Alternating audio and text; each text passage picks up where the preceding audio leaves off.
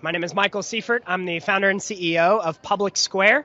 You can find us at PublicSq.com. We're the nation's largest directory of patriotic America First businesses that are prioritizing freedom in the marketplace. You talk about, the forced labor camp. You're aware of the forced labor camp situation in China. So tell us a little bit about when you first heard the news, what's your thought? Well, I had two thoughts initially. First is it's heartbreaking.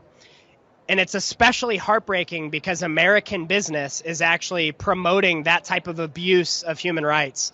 And so when I see Nike advocating for using more slave labor in China, partnered with the CCP, it's an egregious violation of human rights, unlike anything we've seen in decades.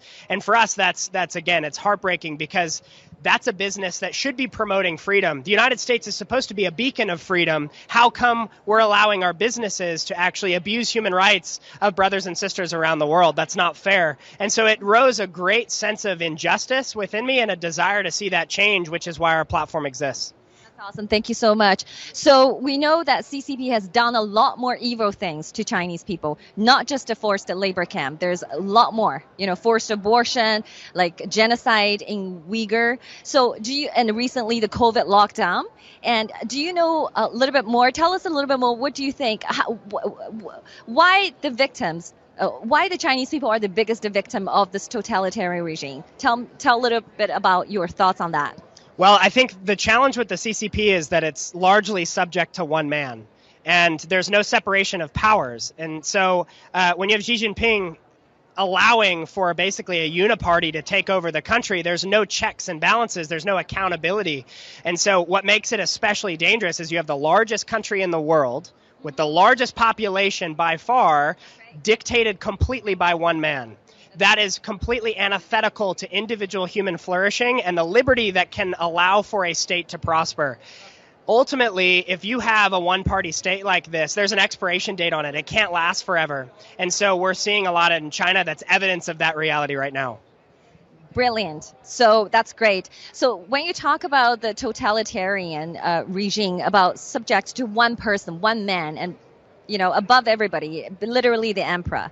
So that's why we see the extremely draconian lockdown measures put on by him. And have you heard about the recent protests back in China? The Chinese people are fed up with that. Have you heard about that? I absolutely have. What do you think of them, uprising against the Chinese Communist Party? Well, we certainly support the protesters. We support the uprising of people saying enough is enough. The zero COVID policy, it's not working. People deserve the rights to operate freely. And so when you have people getting fined $600 for simply having a mask below their nose, that's not conducive to human freedom or liberty. And eventually, the people are going to rise up. So we support the people rising up. Not only that, we make a direct call to the companies like Apple who are turning off AirDrop for the protesters in China. That's an egregious violation of Apple's standing as a company.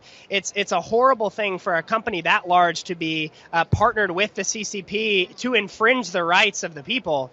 And so not only are we calling for the CCP to stand down, the regime of the day to stand down, and the protesters to continue standing up, we're also calling on the companies that have promulgated this abuse of human power or human flourishing to also stand down. The Apples of the world are showing their colors, and the people have had enough.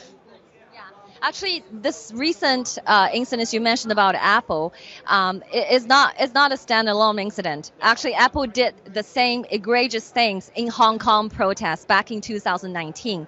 Okay, when the young Hong Kong people and brave young people took their demands on the street, Apple did the same thing to them. So they repeatedly and have done this to the Chinese people and suppressing the pro-democracy movement. So shame on them.